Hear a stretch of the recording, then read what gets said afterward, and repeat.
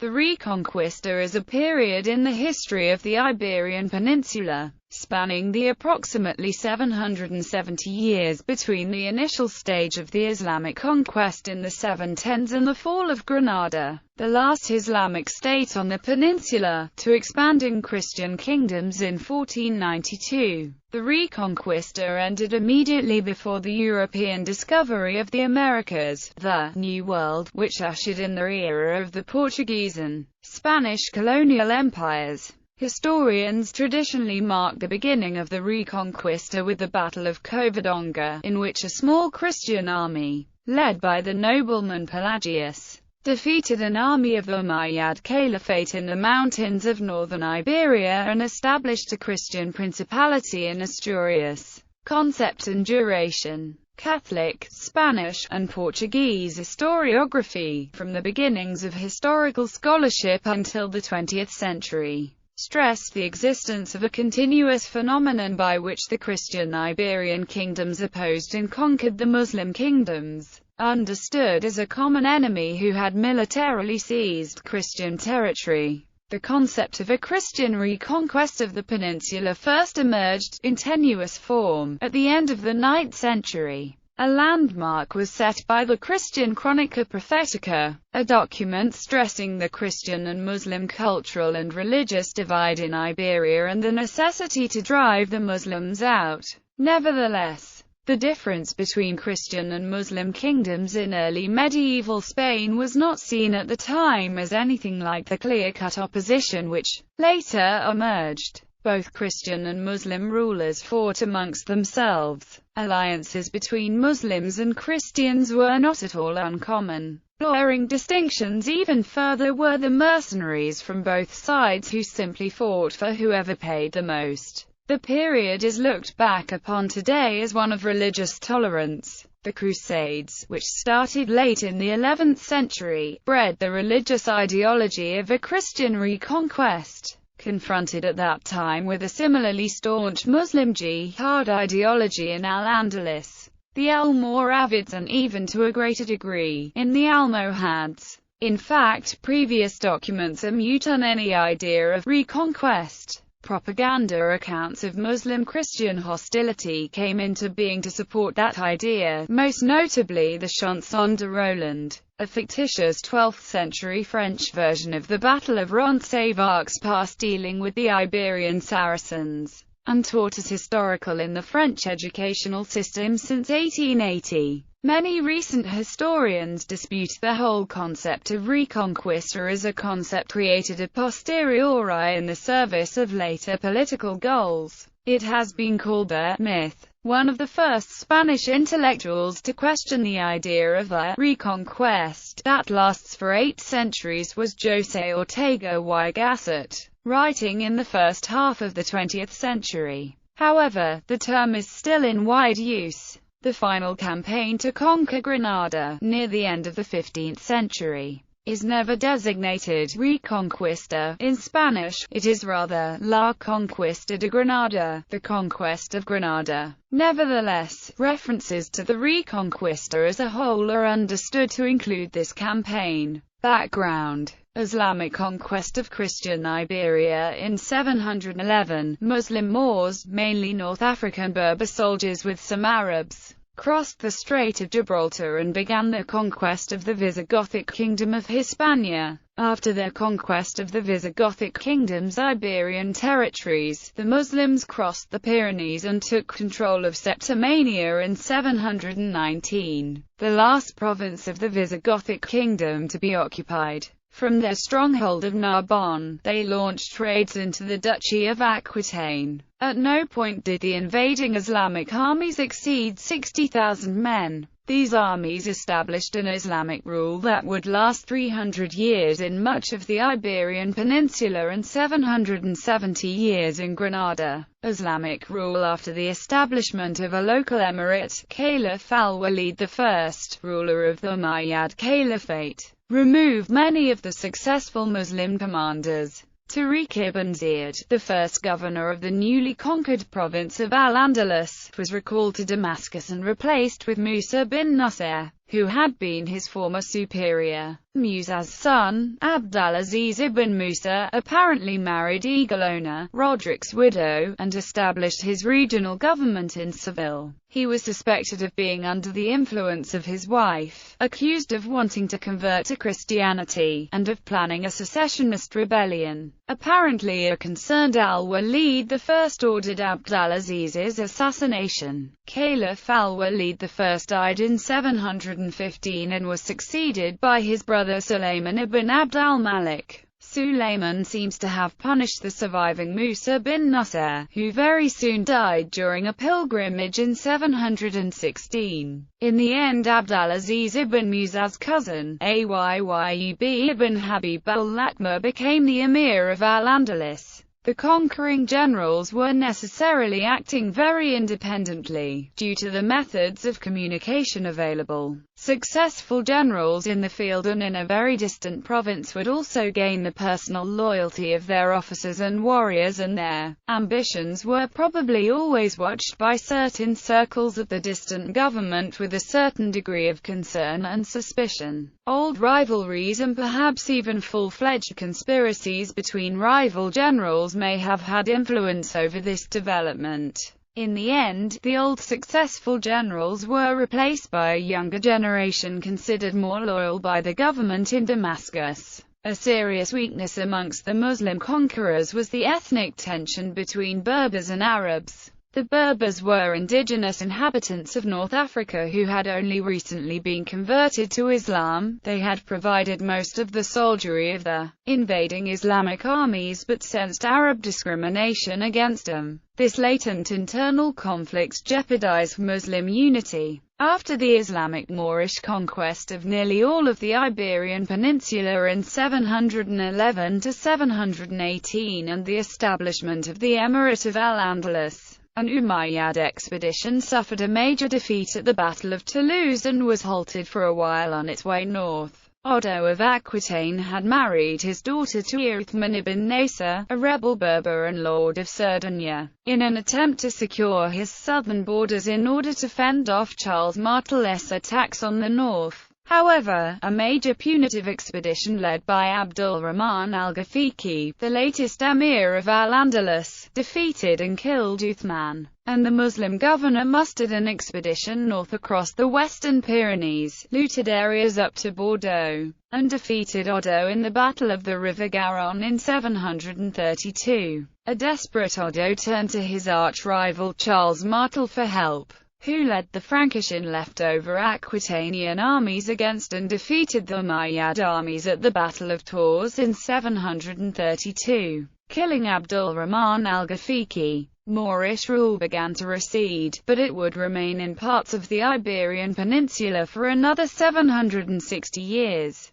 Beginning of the Reconquista, the year 722 saw the first Asturian victory against the Muslims. A drastic increase of taxes by the new emir Anbasar ibn Suhaim al-Kalbi had provoked several rebellions in Al-Andalus, which a series of succeeding weak emirs was unable to suppress. Around 722, a Muslim military expedition was sent into the north in late summer to suppress Pelayo's rebellion, and overran much of Pelayo's territory, forcing him to retreat deep into the mountains. Pelayo and a few hundred men retired into a narrow valley at Covadonga. There, they could defend against a broad frontal attack. From here, Pelayo's forces routed the Muslim army, inspiring local villagers to take up arms. Despite further attempts, the Muslims were unable to conquer Pelayo's mountain stronghold. Pelayo's victory at Covadonga is hailed as the beginning of the Reconquista. This battle was considered by the Muslims as little more than a skirmish, since no Muslim source mentions it, while the Battle of Toulouse,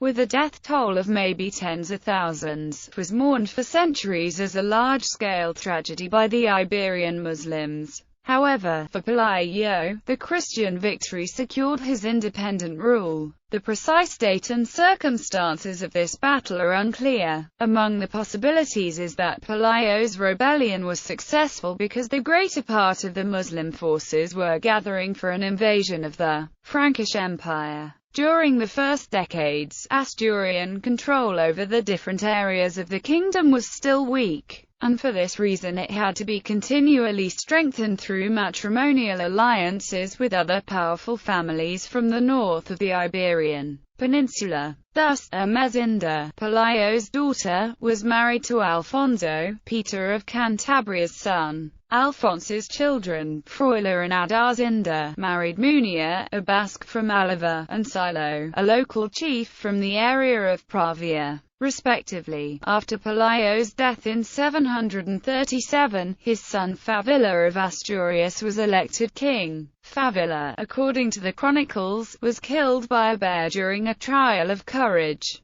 Pelayo's dynasty in Asturias survived and gradually expanded the kingdom's boundaries until all of northwest Iberia was included by roughly 775. However, credit is due not to him but to his successors. Alfonso I rallied Galician support when driving the Moorish army out of Galicia and an area of what was to become Leon. The reign of Alfonso II saw further expansion of the northwest kingdom towards the south and, for a short time, it almost reached Lisbon. It was not until Alfonso II that the kingdom was firmly established with Alfonso's recognition as King of Asturias by Charlemagne and the Pope. During his reign, the bones of Saint James the Great were declared to have been found in Galicia, at Santiago de Compostela. Pilgrims from all over Europe opened a channel of communication between the isolated Asturias and the Carolingian lands and beyond. Two northern realms, Basque Navarre and Asturias, despite their small size, demonstrated an ability to maintain their independence. Because the Umayyad rulers based in Córdoba were unable to extend their power over the Pyrenees, they decided to consolidate their power within the Iberian Peninsula. Arab Berber forces made periodic incursions deep into Asturias but failed to make any lasting gains against the strengthened Christian kingdoms, Franks and Al-Andalus. After the Umayyad conquest of the Iberian heartland of the Visigothic kingdom, the Muslims crossed the Pyrenees and gradually took control of Septimania starting in 719 up to 725. From its stronghold of Narbonne, they tried to conquer Aquitaine but suffered a major defeat at the Battle of Toulouse. After halting their advance north, 10 years later, Odo of Aquitaine married his daughter to Uthman ibn Nasser, a rebel Berber and lord of Sardinia, in an attempt to secure his southern borders in order to fend off Charles Martel's attacks on the north. However, a major punitive expedition led by Abdul Rahman al-Ghafiqi, the latest emir of Al-Andalus, defeated and killed Uthman. Charles Martel, the Umayyad governor, mustered an expedition north across the western Pyrenees, looted its way up to Bordeaux and defeated Odo in the Battle of the River Garonne in 732. A desperate Odo turned to his arch-rival Charles Martel for help. In 737 Charles Martel led an expedition south down the Rhône valley to assert his authority up to the lands held by the Al-Andalus Umayyads. These had been called in by the regional nobility of Provence in a military capacity, probably fearing Charles's expansionist ambitions. Charles went on to attack the Umayyads in Septimania up to Narbonne, but he had to lift the siege of Narbonne and make his way back to Lyon and Francia after subduing various Umayyad strongholds, such as Arles, Avignon and Nîmes, leaving behind a trail of ruined towns and strongholds. Pepin the Younger and Charlemagne, after expelling the Muslims from Narbonne in 759 and driving their forces back over the Pyrenees, the Carolingian king Pepin the Short conquered Aquitaine in a ruthless 8-year war. Charlemagne followed his father by subduing Aquitaine by creating counties, taking the church as his ally and appointing counts of Frankish or Burgundian stock, like his loyal William of Gellone, making Toulouse his base for expeditions against Al-Andalus. Charlemagne decided to organize a regional sub-kingdom in order to keep the Aquitanians in check and to secure the southern border of the Carolingian Empire against Muslim incursions. In 781, his 3-year-old son Louis was crowned King of Aquitaine, under the supervision of Charlemagne's trustee William of Gellone, and was nominally in charge of the incipient Spanish March. Meanwhile, the takeover of the southern fringes of Al-Andalus by Abd al-Rahman I in 756 was opposed by Yusuf ibn Abd al-Rahman, autonomous governor or king of Al-Andalus. Abd al-Rahman I expelled Yusuf from Cordova, but it took still decades for him to expand to the northwestern Andalusian districts. He was also opposed externally by the Abbasids of Damascus, who failed in their attempts to overthrow him. In 778, Abd al-Rahman closed in on the Ebro Valley. Regional lords saw the Umayyad emir on the gates and decided to enlist the nearby Christian Franks. According to Ali ibn al-Atiyah, a Kurdish historian of the 12th century, Charlemagne received the envoys of Sulayman al-Arabi, Hussein, and Abu Tor at the Diet of Paderborn in 777. These rulers of Zaragoza, Girona, Barcelona, and Huesca were enemies of Abd al-Rahman I, and in return for Frankish military aid against him offered their homage and allegiance. Charlemagne, seeing an opportunity, agreed upon an expedition and crossed the Pyrenees in 778. Near the city of Zaragoza, Charlemagne received the homage of Sulayman al-Arabi. However, the city, under the leadership of Hussein, closed its gates and refused to submit. Unable to conquer the city by force, Charlemagne decided to retreat. On the way home, the rearguard of the army was ambushed and destroyed by local forces at the Battle of Roncesvalles Pass. The Song of Roland, a highly romanticized account of this battle, would later become one of the most famous chansons de gesta of the Middle Ages. Around 788 Abd al-Rahman I died, and was succeeded by Hisham I. In 792 Hisham proclaimed a jihad, advancing in 793 against the Kingdom of Asturias and the Franks. In the end his efforts were turned back by William of Gellone, Count of Toulouse. Barcelona, a major city, became a potential target for the Franks in 797, as its governor Zayd rebelled against the Umayyad emir of Córdoba. An army of the emir managed to recapture it in 799, but Louis, at the head of an army, crossed the Pyrenees and besieged the city for 2 years until the city finally capitulated on December 28, 801. The main passes were Roncesvalles, Somport and Junquera. Charlemagne established across them the vassal regions of Pamplona, Aragon and Catalonia respectively. 4 small realms pledged allegiance to Charlemagne at the start of the 9th century. Pamplona and the counties of Aragon, Sobrarbe and Ribatejo. Pamplona's first king was Inigo Arista, who, allying with his Muslim kinsman the Banu Qasi, rebelled against Frankish overlordship, and overcame a Frankish expedition in 824 that led to the setup of the Kingdom of Pamplona. It was not until Queen Ximena in the 9th century that Pamplona was officially recognized as an independent kingdom by the Pope. Aragon, founded in 809 by Aznar Galindi, grew around Jaca and the high valleys of the Aragon River, protecting the old Roman road.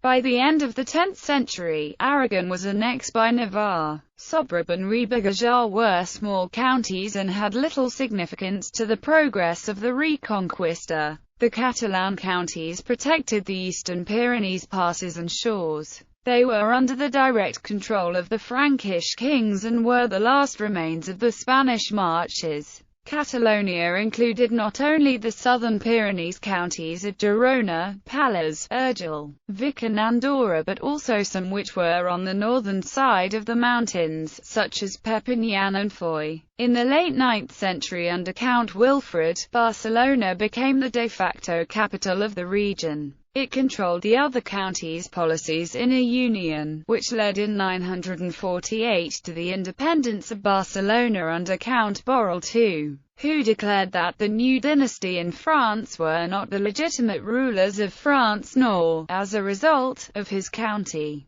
These states were small and, with the exception of Navarre, did not have the capacity for attacking the Muslims in the way that Asturias did, but their mountainous geography rendered them relatively safe from being conquered. Their borders remained stable for 2 centuries.